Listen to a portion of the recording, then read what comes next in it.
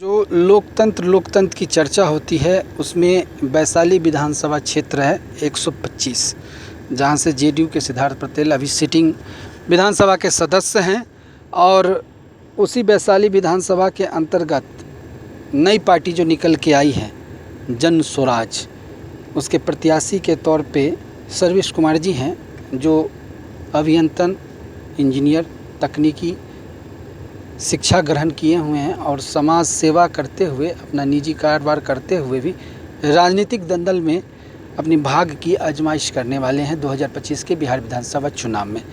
मैं उनके साथी हूं और इत्तेफाक ऐसा है कि अभी मैं जहां पे हूं वहां पे महुआ, महनार और वैशाली 3 विधानसभा का समावेश है, कुछ ही दूरी के फासलों पे।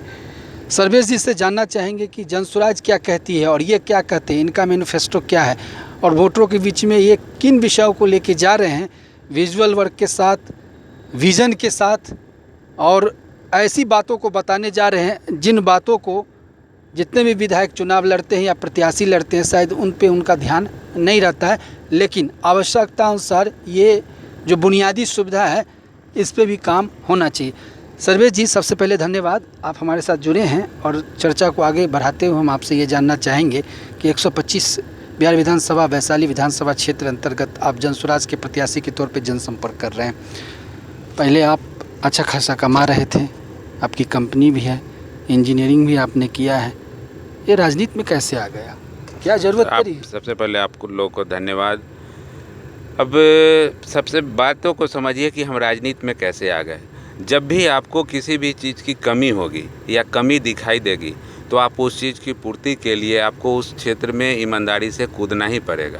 यहाँ पे जो प्रेजेंट सरकार है उनके द्वारा जो वैशाली को नेस्तनाबूद करने का काम किया गया, यहाँ की धरोहर को, इतिहास को डुबाने का काम किया गया। आप सोच सकते हैं, कंपेयर कर सकते हैं वैशाली का और राजगीर का। नीतीश बाबू ने अपने इधर के क्षेत्रों के लिए, दक्षिण बिहार के लिए और उत्तर बिहार में क्या किया है ये किसी से छुपा हुआ है नहीं। तो इन सब चीज़ सोच के साथ मैं जनसुराज पार्टी और प्रशांत जी को जो डायरेक्ट जो उनका विज़न है, जो करना चाहते हैं, जो टू द पॉइंट बात करते हैं, उससे प्रभावित होकर मैं राजनीति क्षेत्र में आ गया।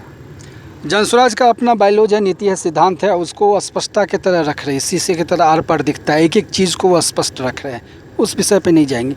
और संक्षिप्तता में आपसे जानना चाहेंगे कि आपने 4-5 पॉइंट को पकड़ा है और इसी को जनता के बीच में बताने जा रहे हैं। जब जानना चाहेंगे प्रमुखता के साथ 5 मैनिफेस्टो जो आपके वोटर आपकी बातों को समझे। देखिए, हमारे प्रशांत जी ने एक बंडल बनाया है जिसमें 5 चीज़ें हैं। उन 5 चीज़ों में है बच्चों की शिक्षा, युवाओं को रोज़गार, किसानों को फ्री में आपको लेबर, उसके बाद आ गया कि महिलाओं को कैसे उनको स्वावलंबी बनाया जाए, 4% ब्याज पे उनको 5 लाख तक का कोलेक्ट्रल फ्री लोन देना। इन सब बातों के अलावा हमारी भी अपनी 5 चीज़ें हैं जो हम जनसुराज के 5 चीज़ों के अलावा एक विधायक प्रतिनिधि होने के कारण अपने क्षेत्र में चाहेंगे। पहला चीज़ कि वैशाली हमारी पौराणिक धरती है, यहाँ पे बुद्ध और महावीर की धरती है।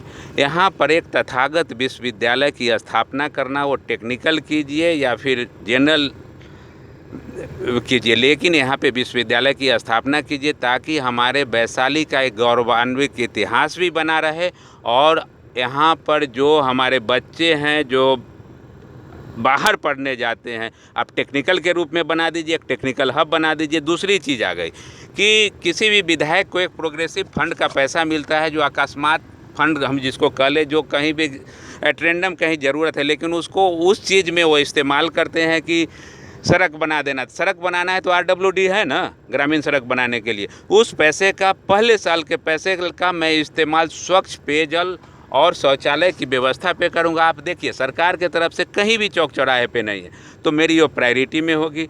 तीसरी प्रायोरिटी होगी कि हमने देखा है, हमने महसूस किया है कि गांव घर में हम जाते हैं तो कुछ ऐसे टोले हैं हर एक गांव में जहां रास्ता विहीन है। अगर हम अंतर्राज्यीय व्यापार को बढ़ाने के लिए, अंतर्राज्यीय लोगों को एक जगह से दूसरे जगह जाने के लिए 6 लेन 4 लेन बना सकते हैं अधिग्रहण कर से, तो क्या हम अपनी जनता के लिए 8 फीट का रास्ता अधिग्रहण करके नहीं बना सकते हैं? उस चीज़ की लड़ाई लड़ेंगे।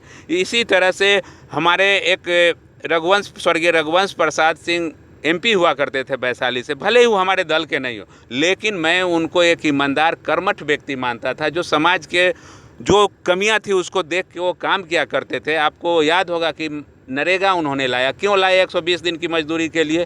क्योंकि उन्होंने देखा कि हमारे यहाँ मजदूर हैं, उनको बाहर नहीं जाना पड़े, अगर हम यहीं पर 120 दिन का सुनिश्चित कर देते हैं तो उनको अपने परिवार के साथ रहने का मौका मिलेगा। लेकिन उसका पलट क्या हुआ कि उसमें लूट खसोट हो गई। लेकिन उनकी सोच को हम सैल्यूट करते हैं। साथ साथ उनको देखिए कि आपको रोड बनवाने के लिए, ग्रामीण सड़क बनवाने के लिए जो योजनाएं लाई, आज से कितना वो फ़ायदेमंद है हमारे वैशाली की धरती के लिए। तो क्या ऐसे व्यक्ति को हम सैल्यूट करने के लिए, उनके आगे नतमस्तक होने के लिए, उनसे कुछ सीखने के लिए, उनको प्रेरणा स्रोत बनाने के लिए क्या वैशाली संग्रहालय परिसर के बाहर उनका एक स्टैचू नहीं लगा सकते? ये भी मेरी प्राथमिकता में होगी। इसी तरह से आप समझिए इन चीज़ों को कि हमको वैशाली में शिक्षा का क्या स्थिति है। मुख्यमंत्री जी ने एक अपने स्वर्गीय मंजू सिन्हा के नाम पर एक स्कूल बनाया है। आप देखे होंगे कि बख्तियारपुर में उच्च माध्यमिक विद्यालय 4 तल्ला बिल्डिंग है, उसमें लिफ्ट लगी हुई है, कंप्यूटर है। क्या उनकी संवेदना, क्या उनकी इच्छा शक्ति थी कि बिहार के हर एक बच्चे पढ़े? अगर उनकी ऐसी इच्छा शक्ति होती तो कम से कम इस प्रखंड में एक स्कूल खोल देते, आइडियल स्कूल। हाँ, लेकिन मेरा कहना है कि प्रखंड में नहीं, हमारी सरकार आएगी या हम आएंगे तो हम इस चीज़ के लिए लड़ेंगे और हर एक पंचायत में वैसी व्यवस्था चाहिए। मैं सिर्फ नीतीश बाबू के तरह नहीं चाहता हूं कि केवल अपने और अपने परिवार के नाम के लिए वो लालू को गाली देते हैं। लालू से क्या कम है कि आप अपने पत्नी के नाम पर सिर्फ एक स्कूल खुलवाए? ये आपके उदासीनता कह लीजिए। एक मुख्यमंत्री के रूप में आप कहते हैं कि हम इतने विकास पुरुष हैं। विकास पुरुष किसको कहा जाता है? अगर हम आपका पहला 5 साल ले ले भैया तो आप सबसे बेहतरीन मुख्यमंत्री हो सकते हैं बिहार के, लेकिन अंतिम 5 साल ले ले तो वर्स्ट क्लास का अगर नीतिहीन अगर मुख्यमंत्री कह ले तो आप ही को कहेंगे। तो यही सब चीज़ है जिन लोगों को, जिसको लेके मैं अपने जनता के बीच जा रहा हूँ और मुझे उम्मीद है।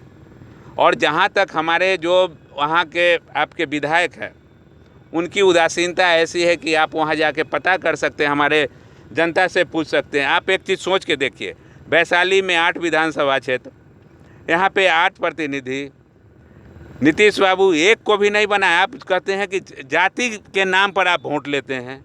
आप कहते हैं कि नीतीश बाबू हमारे जाति के हैं। आप बताइए, 2 उनकी जाति का, यहाँ एक बीजेपी से, एक उनकी पार्टी JDU से, क्या इनको आप मंत्री बनाते तो कुछ विकास करते, अपना ही कम से कम घर परिवार का विकास करते, इतना मान लीजिए। लेकिन करते समाज का ही विकास करते, लेकिन कुछ तो होता। लेकिन आपको चाहिए सिर्फ विधायकी, आप उनके चरणों में नतमस्तक है। ना आप अपने हक के लिए लड़ सकते हैं, आप अपने मंत्री के लिए बनने के लिए नहीं लड़ सकते हैं, तो आप क्या खाक जनता के लिए लड़ाई कीजिएगा? एक सवाल करेंगे कि आपसे पूछना चाहेंगे, आप प्रत्याशी के तौर पे हैं, बिशन पटेल कितना फैक्टर रहता है वैशाली विधानसभा में? देखिए, बिशन पटेल एक अचमंजे हुए पॉलिटिशियन हैं और मैं इतना जानता हूं उनको कि वो सुसाइडल गेम नहीं करेंगे। वो सिर्फ प्रेशर पॉलिटिक्स कर रहे हैं। वो पिछले बार भी प्रेशर पॉलिटिक्स किए थे और कहे थे कि हमने कुछ, आप लोग सुने भी होंगे कि उन्होंने किस शर्त पे कांग्रेस के कैंडिडेट को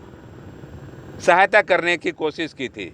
लेकिन ये बात तो अभी बन नहीं रही है। शायद उस विजन से भी ये कह रहे हैं कि हम इंडिपेंडेंट होंगे और हम जीत सुनिश्चित करेंगे। जब आप NDA से आए, हम से आए, तो आप अपनी जीत सुनिश्चित नहीं किए और बुरी तरह हार गए, तो आपका अब उम्र नहीं रहा।